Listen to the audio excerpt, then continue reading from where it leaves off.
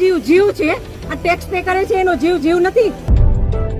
VIP માટે જે service છે એ આ લોકો માટે કેમ નથી? મારા ઘરનો સ્તંભ વયો ગયો છે, હવે તમે મને પાછો આપો. આ છોકરાઓનું શું, આનું ભવિષ્ય શું? નહીં, મને ન્યાય જોઈએ.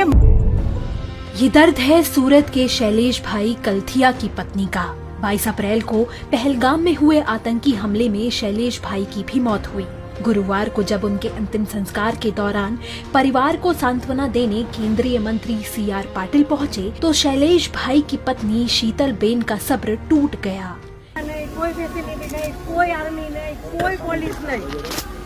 જ્યારે મોટા મોટા નેતા આવે, કોઈ વીઆઈપી માટે પાછળ કેટલી ગાડી, ઉપર હેલિકોપ્ટર, તેનાથી હાલે છે. ટેક્સ પે કરે છે એના ઉપર નથી. વીઆઈપી માટે જે સર્વિસ છે એ આ લોકો માટે કેમ નથી? હું નીચે આર્મી કેમ્પમાં ચિલ્લાઈને કહેતી હતી કે ઉપર કેટલા લોકો જખમી છે, તમે લોકો જલ્દી કંઈક કરો. અમે ઉપરથી પડતા આખડતા નીચે ઉતરતી હજી ઉપર કોઈ ફેસિલિટી ગઈ નહોતી. આતંકવાદી અમારી સામે આવીને ગોળી મારી જાય છે. હિન્દુ મુસલમાનને અલગ કરીને હિન્દુના બધા ભાઈઓને ગોળી મારી છે. તો આપણી આર્મી કરે છે શું? લાખોની સંખ્યામાં આર્મી હતી ત્યાં, અને જે ટુરિસ્ટ પ્લેસ છે ત્યાં કોઈ આર્મી મેન નહીં, કોઈ પોલીસમેન નહીં, કે કોઈ ફર્સ્ટ એડ કિટ નહીં, કાંઈ જ સુવિધા નહીં. એમાંથી એક આર્મી મેન એવું કહે છે કે તમે લોકો ઉપર ફરવા શું કામ જાઓ છો? હવે તમે મને એ વાતનો જવાબ દો. જો આ રીતનું હતું તો તમે અમને જવાબ શું કામ દો છો? મારા ઘરનો સ્તંભ વયો ગયો છે, હવે તમે મને પાછો આપો. મને પાછો આપો, મારે બીજું કાંઈ ન જોઈએ.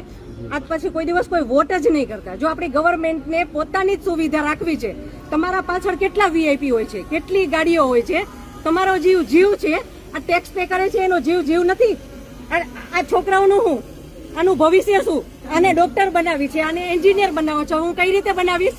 નહીં, મને ન્યાય જોઈએ. મારા છોકરાનું फ्यूचर खराब न થવું જોઈએ. जब शीतल बेन अपना दर्द बयां कर रही थीं तो मंत्री CR पाटिल सिर झुकाए खड़े रहे। दैनिक भास्कर की रिपोर्ट।